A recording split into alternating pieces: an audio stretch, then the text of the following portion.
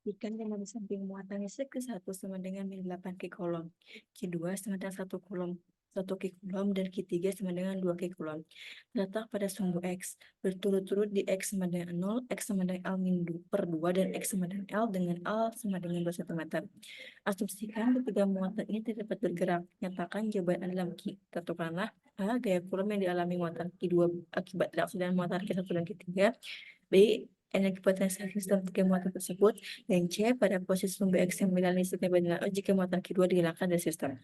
Yang pertama, poin A, kita diminta untuk mencari gaya Coulomb yang dialami muatan Q2 ketika berinteraksi dengan Q1 dan Q3. Gaya Coulomb itu memiliki persamaan F sama dengan K, Q1, Q2 per R. Nah, per R kuadrat. Karena yang dialami Q2, maka Q2 mengalami dua gaya Coulomb, yaitu yang diakibatkan oleh Q1 dan juga Q3. Maka F sama dengan K, Q1, Q2 per R kuadrat. R di sini R Q1 dan Q2, tambah K, Q3, Q2 per R2, 3 kuadrat. K di sini nilai sama dengan 1/4 pi epsilon 0.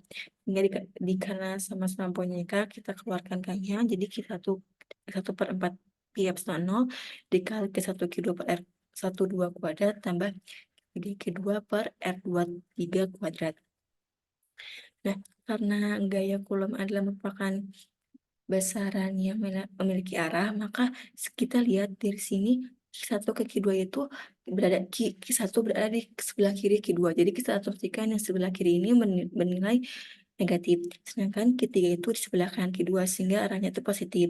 Kita masukkan nilai muatannya sehingga didapatkan 9 dikali 10 pangkat 12 ini merupakan nilai dari 1/4 epsilon 0 dikali dengan min 8 kita tambah 1 sama dengan 8 kuadrat.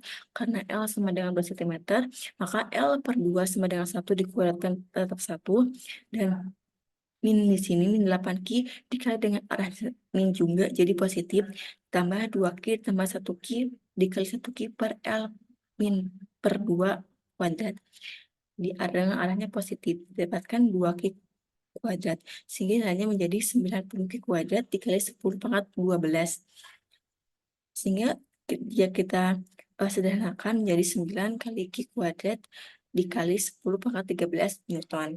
Sedangkan untuk yang B, kita disuruh untuk mencari energi potensial sistem tiga muatan tersebut. Energi potensial memiliki persamaan E sama dengan K Q1 Q2 per R. Karena diminta dari ketiga muatan sistem, maka persamaannya menjadi E sama dengan K Q1 Q2 per R ditambah K Q2 per Q3 per R ditambah K Q3 per Q3 Q1 per R.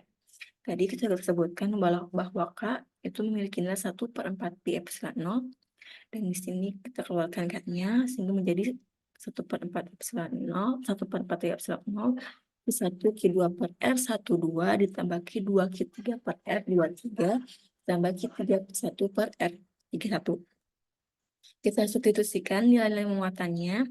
Di sini nilai R dari Q1 dan Q2 bisa dilihat di gambar bahwa Q1 dan Q2 itu memiliki jarak L per 2. Begitupun Q2 dan Q3 memiliki jarak L per 2.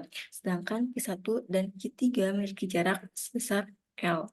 Kita masukkan nilai-nilai yang diketahui sehingga didapatkan 9 ke 10 pangkat 12 dikali min 8 Q kuadrat tambah 2 kita kali 1 Q per L min per L per 2 menjadi 2 Q kuadrat ditambah 2 Q dikali min 8 Q per L itu menjadi min 8 Q kuadrat sama dengan min 126 Q kuadrat dikali 10 pangkat 12 sehingga jika kita sederhanakan menjadi min 1,26 Q kuadrat dikali 10 pangkat 13 Joule. Di sini nilai energi potensi itu bukan besaran skalar sehingga tidak perlu arah. Dan yang ketiga itu kita diminta untuk menentukan posisi penuh sumbu X yang listriknya bernilai 0 jika muatan Q2 dihilangkan dari sistem.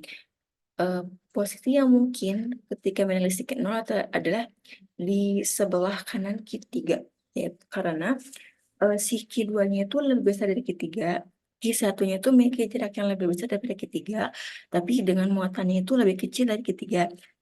Jadi akan memungkinkan adanya daerah yang bermedan listrik 0.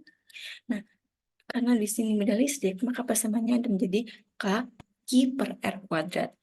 Karena tadi yang dihilangkan dari sistem adalah Q2, maka si medan listrik yang menjadi E sama dengan K Q1 per R 1 kuadrat, tambah K Q3 per R 2 per R 3 kuadrat. Nah, tadi disebutkan bahwa medan listrik di sini adalah 0, maka E di sini kita tuliskan 0. Sehingga persamaan jadi K Q1 per R kuadrat ditambah K Q3 per R kuadrat sama dengan 0. Kita pindah ruaskan menjadi min K Q1 per R1 kuadrat sama dengan K Q3 per R3 kuadrat. Karena dari kedua ruas memiliki K, kita bisa eliminasi atau bagi kedua ruas tersebut dengan K. Sehingga persamaannya menjadi min Q1 per R1 kuadrat sama dengan Q3 per R3 kuadrat. Nah, kita asumsikan bahwa jarak dari Q1 ke titik yang kita inginkan itu sebesar X. Maaf, kita asumsikan bahwa jarak Q1 ke semua itu adalah X. Jadi, nilai Q3 itu menjadi X dikurangi dengan L, karena jarak dari Q3 ke X ini adalah X keseluruhannya dikurangi dengan L, jarak dia ke jarak dari 0 ke Q3 itu. Nah, kita bisa tuliskan di sini X min L kuadrat untuk R3 dan X kuadrat untuk R1. Nah, kita substitusikan juga nilai Q-nya. Jadi 2Q per untuk Q3 dan Q1 sama dengan min 8Q. Nah, kemudian karena tadi kenapa 8 ini hilang minnya?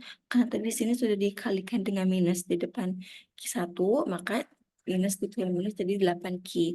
Kita akarkan kedua ruas sehingga menjadi X min L per X sama dengan akar dari seperempat atau X min L per X sama dengan setengah. Kita kalikan 2X ini dan setengah X ini, kita kalikan X yang di bawah ini dengan setengah. Sehingga hasilnya menjadi 2X min 4 sama dengan X. Kita pindah ruaskan X-nya, sehingga hanya tersisa X sama dengan 4 cm. Jadi, kemungkinan medan listriknya itu benar adalah 4 cm. Tapi bisa juga lebih dari 4 cm. Asalkan si posisinya itu di kanan X3 atau di sepanjang jarak sepanjang di sebelah kanan Q3 itu medan listriknya akan terus bernilai 0.